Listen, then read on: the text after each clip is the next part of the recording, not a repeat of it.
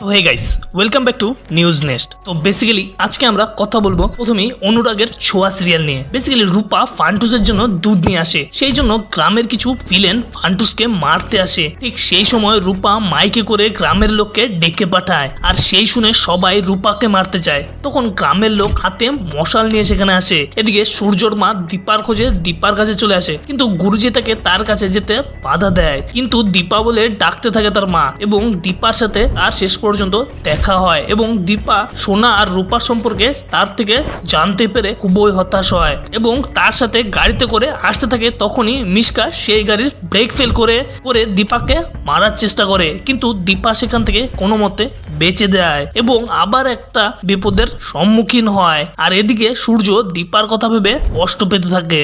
এবার কথা সিরিয়ালে প্রান্তিক বিশ্বাস প্যারালাইজ করার চেষ্টা করলো তিলককে। তো বেসিক্যালি যখন কোর্টে তিলককে আনা হয়, তখন প্রান্তিক বিশ্বাস উকিলের কোর্ট পড়িয়ে একজনকে পাঠায় তিলককে প্যারালাইজ করার জন্য, যাতে সে কোনো কিছু বলতে না পারে।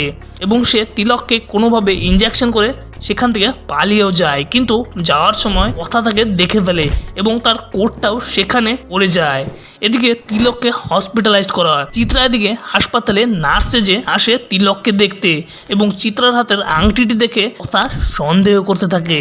এদিকে আবার রোশনাই সিরিয়ালে রোশনাই বাদশা মুখোমুখি। তো বেসিক্যালি রোশনাই বাদশাকে বলে কেন সে তার জন্য এত কিছু করছে, সে তো তাকে এত কিছু করতে বলেনি, তাহলে কেন করছে। রোশনাই জানায় সে এখন যত তাড়াতাড়ি সম্ভব বিয়ে করে এই বাড়ি থেকে বেরিয়ে যেতে চায়, কারণ বাদশার বাড়ির সবাই রোজ তাকে অনেক কথা শোনায়। ঠিক সেই মুহূর্তে সেখানে গরিমা চলে আসে এবং জানতে যায় কেন রোশনাই চিৎকার করছে।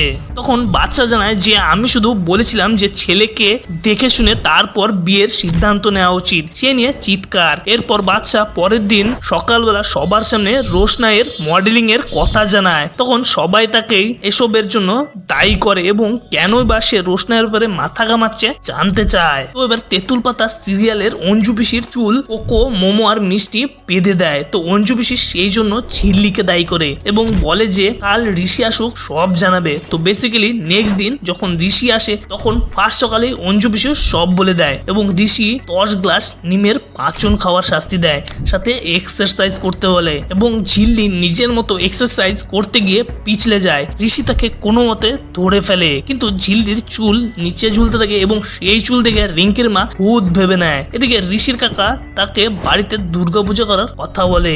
এদিকে ঝিল্লি বাচ্চাদেরকে বুঝিয়ে পড়াতে থাকে, সে দেখে ঋষি খুবই ইমপ্রেস হয়ে যায়। এদিকে এবার উড়ান সিরিয়ালে মহারাজের মা দিল এক নতুন চ্যালেঞ্জ। বেসিক্যালি মহারাজ আর পূজা জানায় প্রিয়াঙ্কা একজন ফ্রড, তো সেটাই 24 ঘন্টার মধ্যে প্রমাণ করতে বলে তার মা। সেই জন্য এবার খোঁজ চালায় পূজা ও মহারাজ। তারা জানতে পারে প্রিয়াঙ্কা দুবাইয়ের মেয়ে নয়, সে মাসাজের কাজ করে। সেই জন্য মহারাজ একজন পুলিশের সাহায্য নেয় সত্য বের করার জন্য। এবার কথা বলবো নিম ফুলের মধু সিরিয়াল নিয়ে। বেসিক্যালি পর্ণা বাড়ি ছেড়ে চলে গেছে এবং সে অভিমন্যুকে বিয়ে করতে রাজি হয়ে যায়। সেই জন্য পর্ণা বিয়ের আগে তার বাবাকে ফোন করে জানায় এবং সৃজন সেই খবর জানতে পেরে যায়, কিন্তু বিয়ে আটকাতে যাবে ভেবে তার মা আবার তাকে বাধা দেওয়ার চেষ্টা করে, কিন্তু এবার তার বাবা তাকে সাহায্য করে এবং সবাই মিলে প্ল্যান করতে থাকে কিভাবে পর্ণাকে সেখান থেকে বের করে নিয়ে আসবে। এদিকে এবার মধুবনী তার বাচ্চার সমস্ত পুরনো ইতিহাস রিকের সামনে তুলে ধরলো। তো বেসিক্যালি যখন রিক জানতে চায় যে ওই বাচ্চাটি কে, কেন বা তোমার সাথে তার রক্তের সম্পর্ক নেই বলে সৌভিক দাবি করে, সেই জন্য বেসিক্যালি তখন মধুবনী জানায় যে সে একজন স্যারোগেসি মাদার আর বাবার শরীর ছিল, সেই জন্য সে এই কাজে রাজি হয়। কিন্তু বাচ্চাটি অসুস্থ হয়, বাচ্চাটি তারা নিয়ে যায় না, সেই জন্য সৌভিক তাকে মেনে নেয়নি। এখন রিক আরো পুরনো প্রেমের কথা জানায় কেন সে শ্রেয়াকে বিয়ে করেনি। তো এবার কিছু টেলি খবর। এদিকে দেবের আপকামিং মুভি খাদানের টিজার রিলিজ হয়ে গেছে, যা ইতিমধ্যে দারুণ রেসপন্স পাচ্ছে। তো এবার তুফান মুভি রিলিজ হতে চলেছে ওটিটিতে। বেসিক্যালি হইচয়ে ওটিটি প্ল্যাটফর্মে রিলিজ হবে বাংলাদেশের জনপ্রিয় মুভি তুফান। তো এদিকে রুকমিনী আর দেবের নতুন মুভি আসছে পুজোয়। সাসপেন্স থ্রিলার মুভি টেক্কার অফিসিয়াল পোস্টার রিলিজ করলো দেব এন্টারটেনমেন্ট ভেঞ্চার্স থেকে।